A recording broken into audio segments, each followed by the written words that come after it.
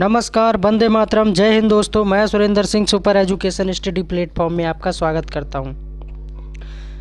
CTET में science से question जो आते हैं, साइंस वाले स्टूडेंट होते हैं और आर्ट साइड वाले स्टूडेंट होते हैं, तो ये साइंस वालों के लिए वीडियो है। बाकी और एग्जाम में भी साइंस से क्वेश्चन पूछे जाते हैं जो जनरल पेपर होता है, तो उसके लिए मैंने 30 क्वेश्चन यहाँ इंपॉर्टेंट क्वेश्चन लिए हैं, वो भी प्रीवियस ईयर के क्वेश्चन लिए हैं, आए हुए क्वेश्चन लिए हैं। तो शुरू करते हैं आज की क्लास।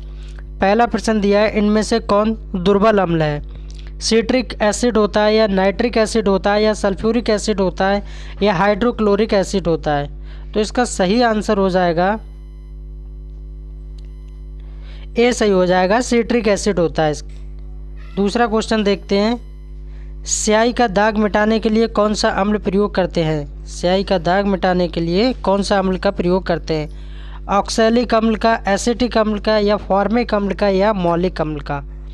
तो दो का सही आंसर हो जाएगा ऑक्सैलिक अम्ल का, इसका ए सही हो जाएगा। 3 नंबर क्वेश्चन देखते हैं, कोई विलयन लाल लिटमस को नीला कर देता है और इसका पीएच मान संभवतः क्या होगा? पीएच मान की बात की जा रही है, पीएच मान, तो इसका संभवतः पीएच मान क्या होगा? तो 10 के करीब होगा। संभवतः की बात की जा रही है, लगभग में 10 होगा। 4 नंबर क्वेश्चन है, जंग लगना एक प्रक्रिया है। जंग लगना एक कैसी प्रक्रिया है? अपचयन प्रक्रिया है या ऑक्सीकरण अभिक्रिया है या अपचायक अभिक्रिया है या विस्थापन अभिक्रिया है? तो 4 का सही आंसर हो जाएगा ऑक्सीकरण अभिक्रिया है। कैसे? ऑक्सीकरण अभिक्रिया है। 5 नंबर क्वेश्चन देखते हैं, प्राकृतिक सूचक लिटमस प्राप्त किया जाता है, किससे प्राप्त किया जाता है? लाइकेन से या केचुआ से या चींटिया से या शैवाल से? किससे प्राप्त किया जाता है? तो इसका सही आंसर हो जाएगा लाइकेन से। लाइकेन से प्राप्त किया जाता है, लाइकेन। और साथ ही साथ ये भी याद रखिए, किसान का मित्र किसको कहा जाता है? केचुआ को कहा जाता है, ये भी याद रखिए। 6 नंबर क्वेश्चन है, जल जो साबुन लगाने पर अच्छा झाग नहीं बना पाता उसको क्या कहते हैं? खारा जल बोलते हैं या भारी जल बोलते हैं या मृदु जल बोलते हैं या संक्रमित जल बोलते हैं? तो 6 का सही आंसर हो जाएगा, कैसा जल होता है? खारा जल होता है, खारा जल। 7 नंबर क्वेश्चन देखते हैं, इलेक्ट्रॉन त्यागने की प्रवृत्ति क्या कहलाती है? ऑक्सीकरण या अपकरण या उदासीनीकरण या अभिक्रिया? तो 7 का सही आंसर हो जाएगा ऑक्सीकरण। इलेक्ट्रॉन त्यागने की प्रवृत्ति क्या कहलाती है? ऑक्सीकरण। 7 का ये सही हो जाएगा। 8 नंबर क्वेश्चन देखते हैं, लाइकेन क्या है? लाइकेन क्या है?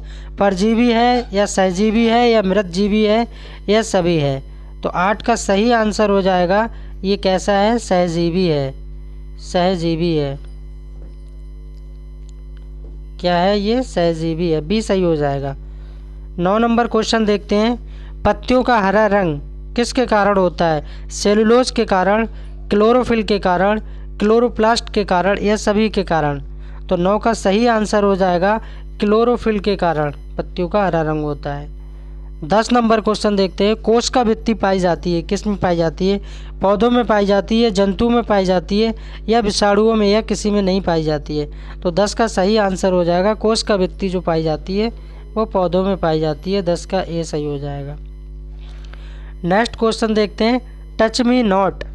Touch me not English word है, टच मी नॉट किसे कहा जाता है?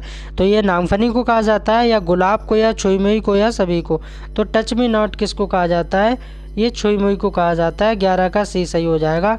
और ये सारे के सारे क्वेश्चन प्रीवियस ईयर के हैं जो आए हुए क्वेश्चन हैं। और प्लीज़ मेरी वीडियो को लाइक और शेयर ज़रूर कर दीजिए। अगर चैनल पे आप पहली बार आए हैं तो आपका बहुत बहुत धन्यवाद। 12 नंबर क्वेश्चन देखते हैं, निम्न में से कौन सा वसा में घुलनशील विटामिन है?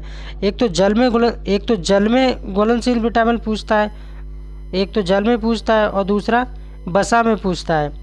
जल की बात की जाए तो जल किसमें? बी और सी किसमें होते हैं? जल में। जल में क्या होता है? बी और सी विटामिन होते हैं, बाकी जो है वसा में होते हैं। तो यहाँ देख लेते हैं, ए, डी, ई, के या विटामिन बी, सी या फिर विटामिन डी के या कोई नहीं? तो 12 का सही आंसर क्या हो जाएगा? 12 का सही आंसर पहला वाला ही हो जाएगा, क्योंकि यहाँ पर बसा में पूछ रहा है। तो बसा में विटामिन कौन कौन से होते हैं? ए, डी, ई, के, और जल में बी, सी, ये जल में हो जाते हैं। नेक्स्ट क्वेश्चन देखते हैं 13 नंबर। जल में घुलनशील विटामिन कौन से होते हैं? बी, सी, ए, डी, ए, ई, के। तो 13 का सही आंसर हो जाएगा बी, सी, जो कि अभी मैंने बताया था, बी और सी। बी, सी कैसे विटामिन है? जो जल में घुलनशील विटामिन है। नेक्स्ट क्वेश्चन देखते हैं 14 नंबर। कॉपर जंग का रंग कैसा होता है? रजत होता है, लाल होता है, नीला होता है या हरा होता है? तो 14 का सही आंसर हो जाएगा डी, हरा, ग्रीन होता है।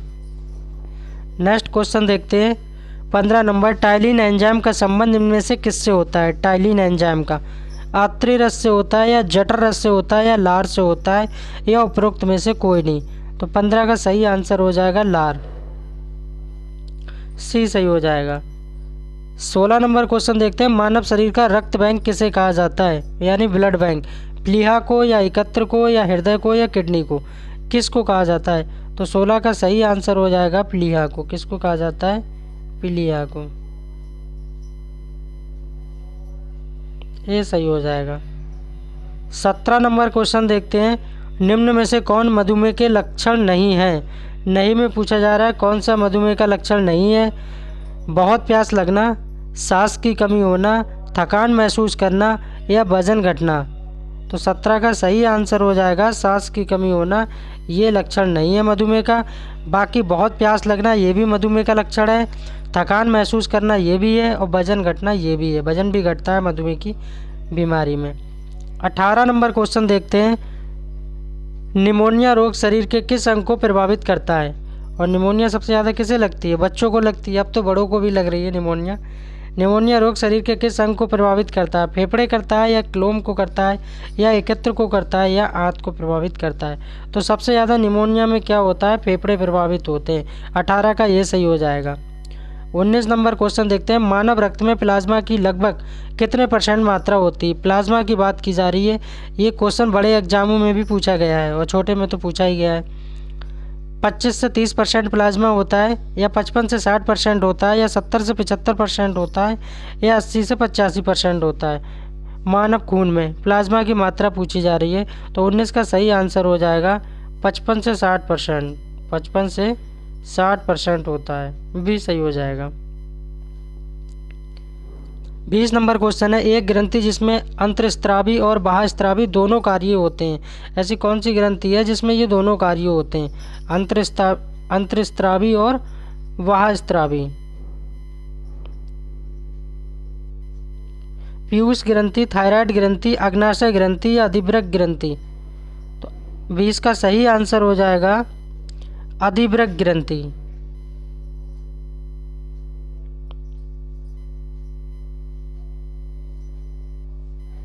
डी सही हो जाएगा। और साथ ही साथ ये भी याद रखना है, अग्नाशय ग्रंथि मानव शरीर की दूसरी सबसे बड़ी ग्रंथि भी है। 21 नंबर क्वेश्चन देखते हैं। वह ऊतक जो एक हड्डी को दूसरी हड्डी से जोड़ता है क्या कहलाता है? वह ऊतक जो एक हड्डी को दूसरी हड्डी से जोड़ता है क्या कहलाता है? वसामय ऊतक कहलाता है या उपास्थि कहलाता है या उपकला कहलाता है या स्नायु कहलाता है? थोड़ा इसको डिटेल में देख लेते हैं। वह ऊतक जो एक हड्डी यानी अस्थि को दूसरी हड्डी से जोड़ता है उसको क्या बोलते हैं? स्नायु बोलते हैं। क्या बोलते हैं? स्नायु बोलते हैं। लिगामेंट कहलाता है। वह ऊतक जो पेशी को अस्थि से जोड़ता है उसे कंडरा या टेंडोन कहते हैं, ये भी याद रखना है। नेक्स्ट क्वेश्चन देखते हैं 22 नंबर। एंजाइम रासायनिक रूप से होते हैं, क्या होते हैं एंजाइम? लिपिड होते हैं या अम्ल होता है या कार्बोहाइड्रेट होता है या प्रोटीन होता है? तो 22 का सही आंसर हो जाएगा प्रोटीन। एंजाइम क्या होते हैं? प्रोटीन होते हैं। डी सही हो जाएगा। 23 नंबर क्वेश्चन है। मनुष्य का कौन सा अंग अपसेसी अंग होता है? अपसेसी अंग। यहाँ पर थोड़ी टाइपिंग एरर है, यहाँ पर लिखा है कर्ण। कर्ण पल्लव पेशियाँ या कर्ण पल्लव या क्षुद्रान या दांत?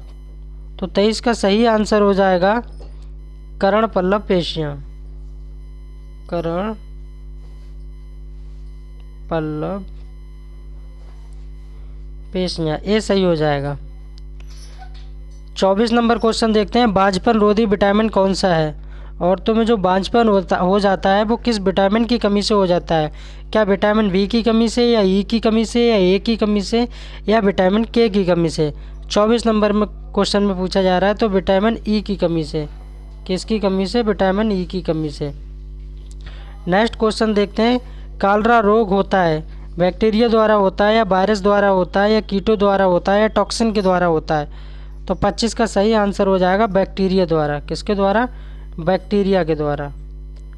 26 नंबर क्वेश्चन है, रक्त समूह ओ क्या कहलाता है? सार्वजनिक दाता, या सार्वजनिक ग्रहणकर्ता, या दोनों, या इनमें से कोई नहीं? तो 26 का सही आंसर हो जाएगा सार्वजनिक दाता ओ। और ए बी के बारे में बात कीजिए। ए बी, तो ये भी क्या है? सर्वग्राही है, ये भी याद रखना है। 27 नंबर क्वेश्चन है, मानव शरीर में सबसे बड़ी पाचक ग्रंथि कौन सी है? यकृत, अग्नाशय, लार ग्रंथि, या मधुमेह? तो 27 का सही आंसर हो जाएगा यकृत। यकृत मानव शरीर में सबसे बड़ी पाचक ग्रंथि क्या है? यकृत। 28 नंबर क्वेश्चन देखते हैं, मनुष्य के शरीर में कितने % जल पाया जाता है? जो बॉडी है उसमें कितने % वाटर पाया जाता है? 70%, 20%, 90%, या 100%? तो कितने % पाया जाता है? कहीं कहीं एग्जाम में 65% मिल जाता है, तो 65 पे आप टिक मार सकते हैं, और कहीं कहीं 70 मिलता है, तो यहाँ 70% सही हो जाएगा। और इस वीडियो का सेकंड लास्ट क्वेश्चन है, ऊर्जा का सबसे बड़ा स्रोत क्या है? जीवाश्म ईंधन, सूर्य, पेट्रोल, या डीजल? तो 29 का सही आंसर हो जाएगा सूर्य। और इस वीडियो का लास्ट प्रश्न है, मनुष्य की पसलियाँ किसकी सुरक्षा करती हैं? फेफड़ों की, हृदय की, या दोनों की, या अग्नाशय की? तो फेफड़े और हृदय दोनों की सुरक्षा करती हैं, सी सही हो जाएगा मनुष्य की पसलियाँ। Thanks for watching, please subscribe my channel.